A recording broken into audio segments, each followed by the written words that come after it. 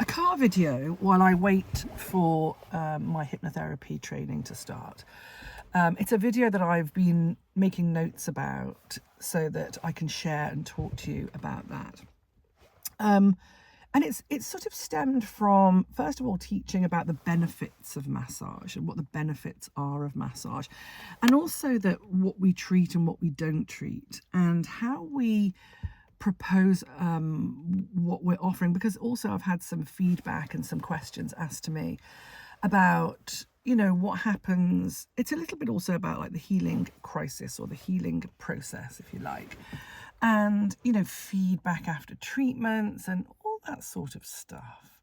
So let me just embark on this conversation to say that, first of all, you know, I think it's really good if you're doing, I mean, for me, when I do my acupuncture, I need to do a consultation there and then to talk and take really involved notes and good quality notes and lengthy notes. But I think if someone's coming to you, it's really good to know what their expectation is and what they're expecting from your treatment. So if they're coming with a condition that perhaps is not within your remit or modalities or capability, then you're not expected to deliver on that. So that if somebody comes and they've got issues and they're saying like, oh, I want this and I want that, that's why I love referral. And I think referral is really important, that if you feel that you cannot be of service, that you're able to refer and want to refer. And I always sort of joke that in my early days of treatment, literally 30 years ago, I thought I was like Madame Holistic, going to save the planet and fix and heal everybody. And it's just great to sort of suspend that and go, no, that's not my field, and that's not what I do. And so, you know, recently had a client coming with, you know, issues that she wanted me to resolve. And I was able to say, look, let me tell you what I don't do.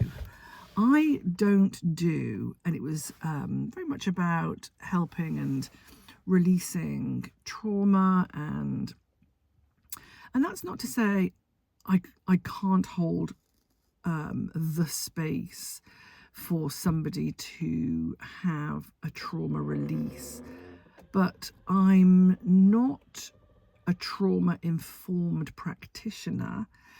I will tell you about a course that I'm just about to embark on, which will be dealing with more deep-rooted, traumatic and deep-layered pathology, which is super exciting.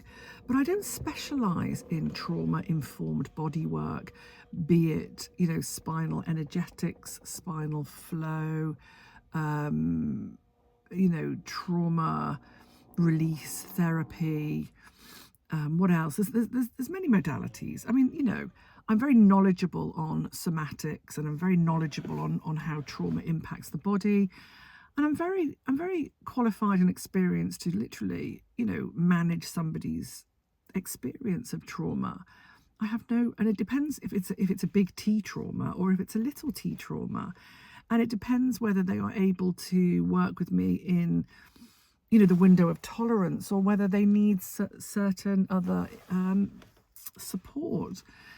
So I really like sharing what I can and what I cannot do, and also with many other aspects of you know, spinal adjustments. If somebody needs a spinal adjustment, I would be super quick and happy to refer them on to a chiropractor or osteopath.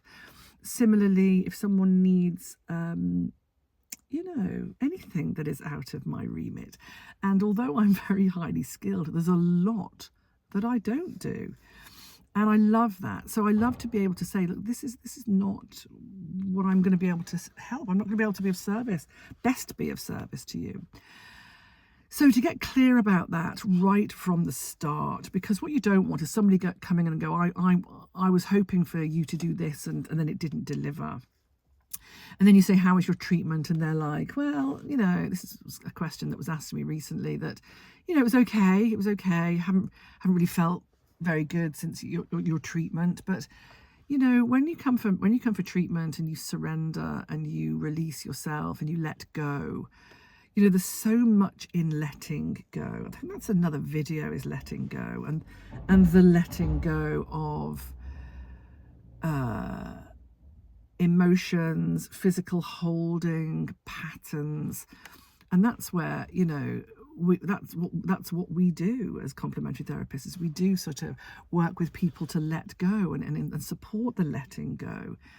But there's sort of education that needs to go alongside that in the field of aftercare and specific aftercare, so that, you know, and we may not have preempted. They may come and actually they present as a very balanced, you know, regular client, but they have a detox, healing process, homeostasis response, healing crisis, whatever, law of cure, all of those terminologies. They may experience that, and then they may point the finger at you to say you caused that. So I think to be very versed in your expectations and what you are able to do and what you're not able to do, and also to be able to share that it's very normal and very common and actually very positive to have a healing response and a healing process. And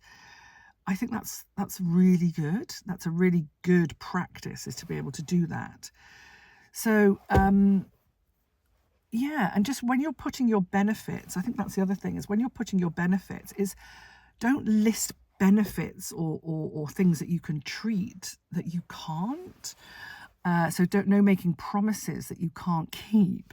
You know, if you're putting like relieves migraines or depression or anxiety or fibromyalgia, we know that we're not allowed to say that we fix, heal or cure. We know that as a general practice, that we're not allowed to do that ethically, and within our code of conduct, it's not really cool to do that, and professional practice.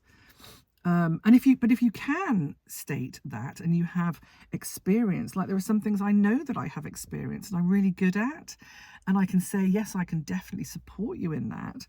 But I think it's the absolutes of promise of, you know, when someone comes and I want you to help me do this, is that we say, well, I just say I can have a bloody good go, and I can have a really good try, and but I don't make any promises. So just sort of safeguarding ourselves and supporting ourselves in the practice of you know, what we can and what we cannot provide. So I hope that helps. I hope that helps you, and I hope that gives some sort of clarity to that conversation. There's probably more to it, but it's just something that's been presenting quite a lot over the last couple of weeks, actually. So it's something that I've been chatting with practitioners about, and indeed my own practice. I'm going to tell you about what I'm going in for shortly, the training that I'm going in for shortly, which I shall share with you in another video. Anyway, I've got to go. I'm doing my hypnotherapy training today, and oh, someone's parking very closely next to me. And I shall, if you have any comments or questions or anything like that, just pop them down and I shall do my best. Yeah, I'm going into hypnotherapy training right now. So much love. Thank you for watching. Bye-bye.